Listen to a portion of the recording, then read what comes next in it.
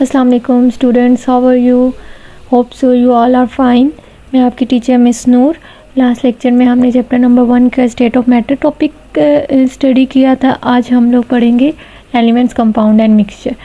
Element क्या है? Element सबसे जो सिंपलेस्ट फॉर्म ऑफ मैटर है उसको कहते हैं। सिंपलेस्ट फॉर्म भी है और दूसरा प्योर सब्सटेंस भी है।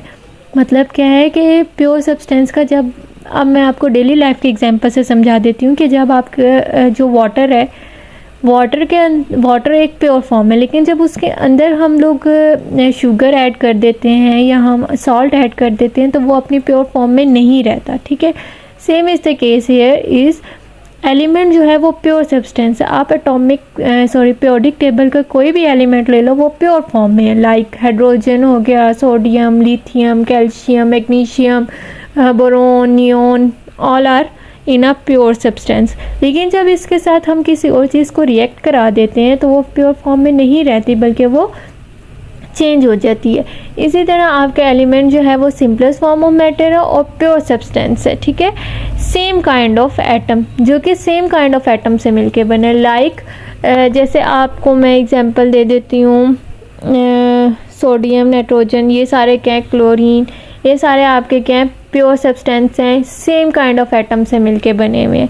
ठीक है, इसी तरह आप अगर ऑक्सीजन का एक ऑक्सीजन का एटम और दूसरा ऑक्सीजन का एटम जब आपस में मिलते हैं तो आपके पास क्या बना देते हैं, ऑक्सीजन गैस बना देते हैं। सेम नाइट्रोजन का वन एटम, नाइट्रोजन दूसरा एक और नाइट्रोजन, दोनों मिलके आपके पास नाइट्रोजन गैस बना रहे हैं। ठीक है, ये क्या है, आपके प्योर एलिमेंट्स हैं, प्योर सब्सटेंस हैं। नेक्स्ट वो कहते हैं कि आपका जो एलिमेंट है वो 3 फॉर्म में एग्जिस्ट करते हैं, सॉलिड, लिक्विड एंड गैस। लेकिन मोस्टली जो आपके पास है अर्थ पे जो एलिमेंट्स हैं वो सॉलिड फॉर्म में है as compared to liquid and gaseous.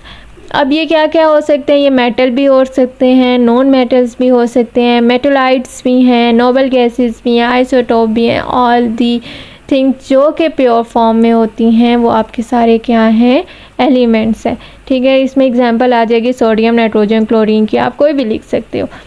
बस आपके पास कॉन्सेप्ट होना चाहिए कि एलिमेंट्स क्या हैं।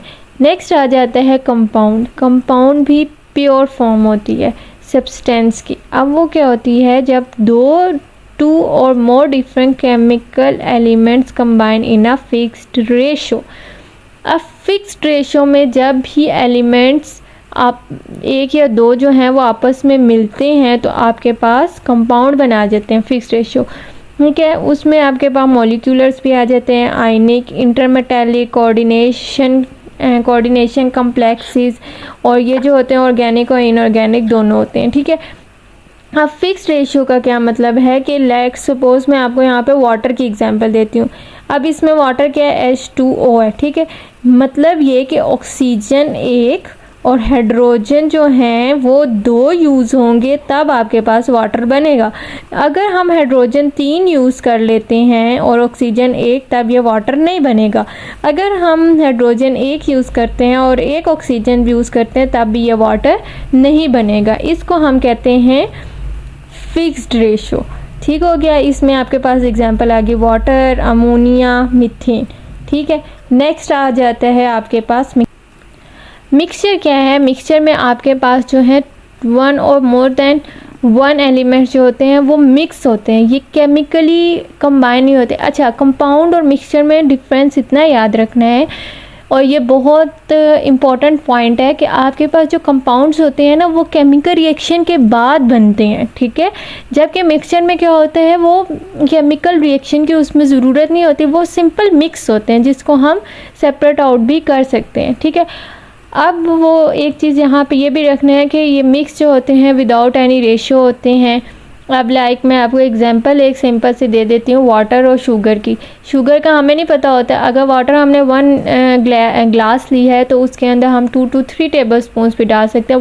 वो कहते हैं ना कि हस्ब ज़रूरत, जितने हमें जो है वो स्वीट जूस चाहिए वाटर शुगर का, उतनी हम शुगर डाल लेते हैं तो वो आपका वाटर शुगर जूस बन जाता है। ठीक है, शुगर सोल्यूशन बन जाता है।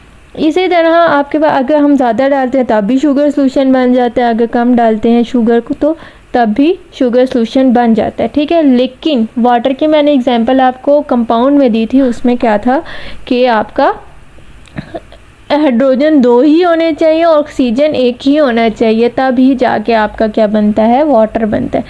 अब आगे जो मिक्सचर है वो मिक्सचर फर्दर 2 टाइप्स में डिवाइड हो रहा है, एक होमोजीनियस और एक हेट्रोजीनियस मिक्सचर।